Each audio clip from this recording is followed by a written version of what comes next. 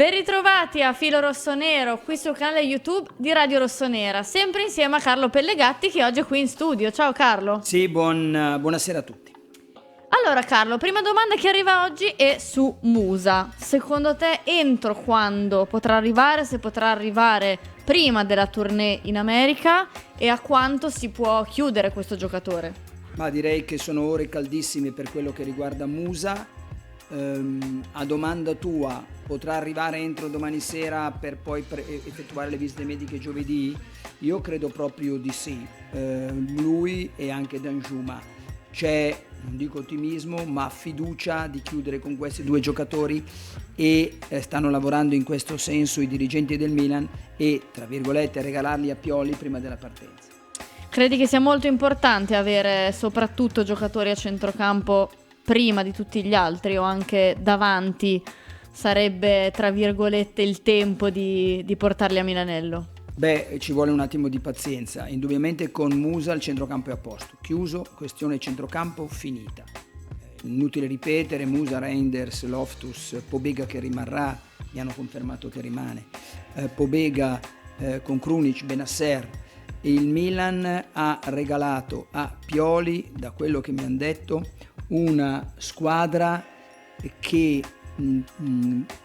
Pioli può modellare sia col 4-2-3-1 che col 4-3-3, giocatori in questo senso intercambiabili.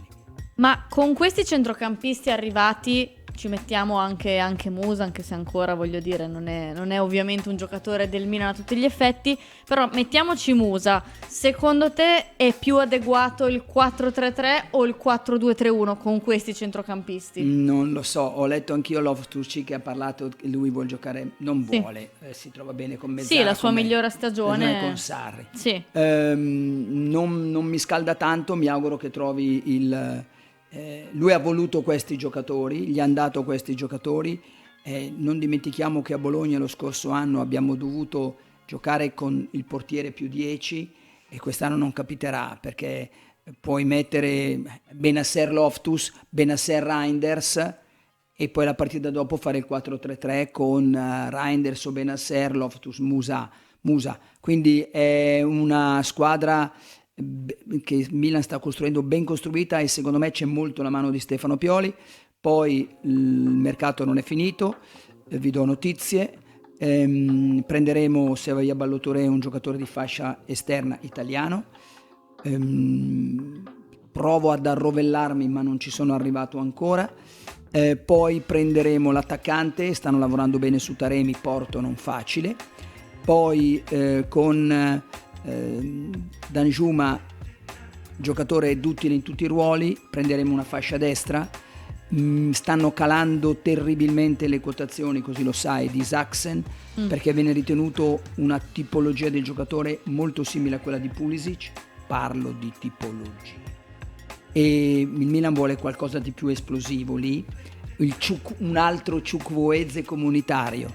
Quindi idee chiare, mi piace molto questa campagna acquisti, veloce, intelligente, stanno costruendo un Milan interessante, molto curioso, al quale ci affezioneremo molto, con giocatori che non conosciamo, insomma con tutto il rispetto senza far paragoni.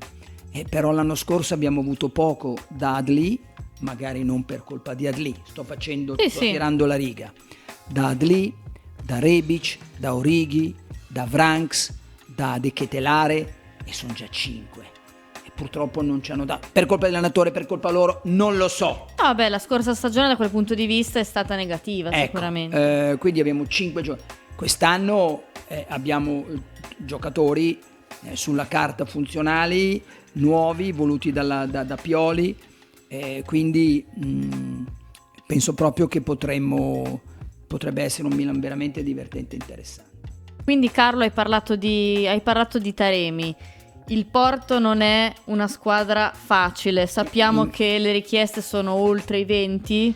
Infatti sarà lui e la fascia destra saranno gli ultimi due, sperando di regalarli prima della fine del mese. Credi che possa essere l'attaccante quindi giusto per questa squadra? Giusto. Ce lo vedi come vice Giroud o come titolare? No, né vice né titolare, si alternerà con Giroud che ha 38 anni, sono due giocatori molto esperti, l'età di Morata, quindi in questo senso l'altro obiettivo era Morata, quindi non è che avevamo un obiettivo in 23enne, non è un'incognita, ha segnato al Mondiale, ha segnato in Champions, ha segnato in campionato, è un giocatore fatto e finito. Si adatterà al campionato italiano? Non lo so, ma vi assicuro tutti i giocatori che arrivano dall'estero, Kvaratskhelia, fenomeno. È sempre un'incognita. È un'incognita, si è trovato invece benissimo.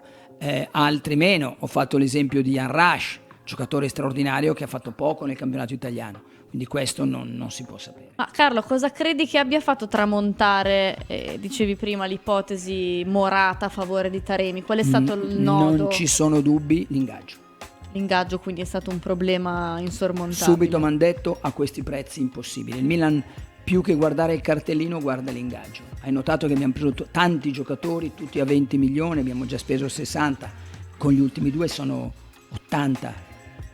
E io non metto ingaggi, sto guardando solo il cartellino. Sì, certo. No? Ecco, hai notato, sono tutti sotto i 3, sono tutti 3, non so neanche se ce n'è uno che arriva a 4.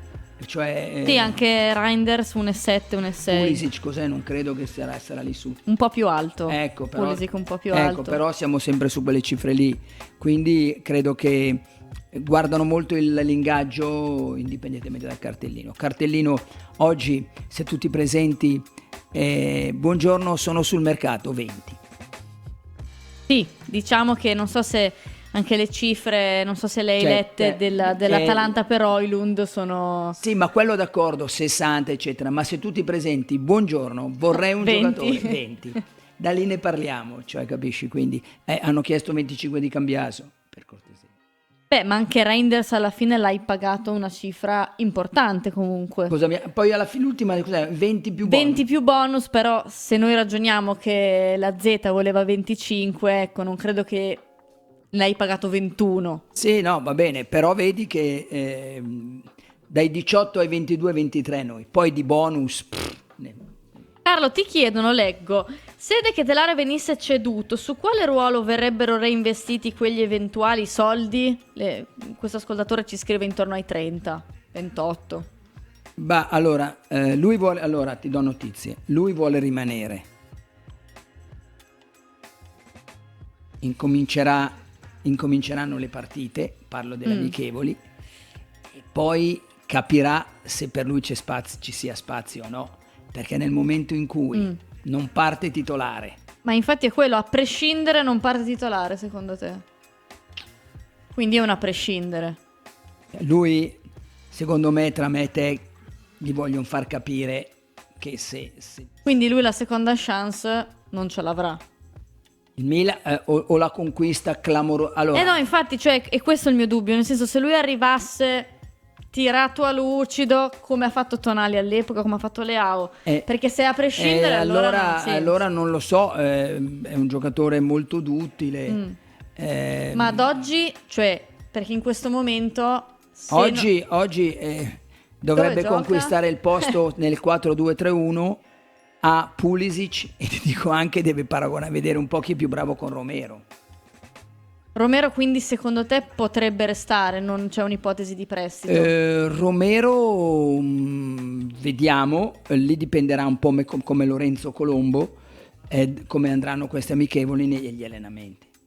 Ti chiedo l'ultima cosa a proposito del ruolo della tre quarti, perché in questo momento se non arrivasse Chukwueze, come sembra al 90% o comunque giù di lì, Pulisic sulla destra e quindi in tre quarti, in questo momento se giocassimo 4-2-3-1 chi gioca che non c'è più Diaz? Gioca Pulisic e poi a destra gioca uno che compreremo.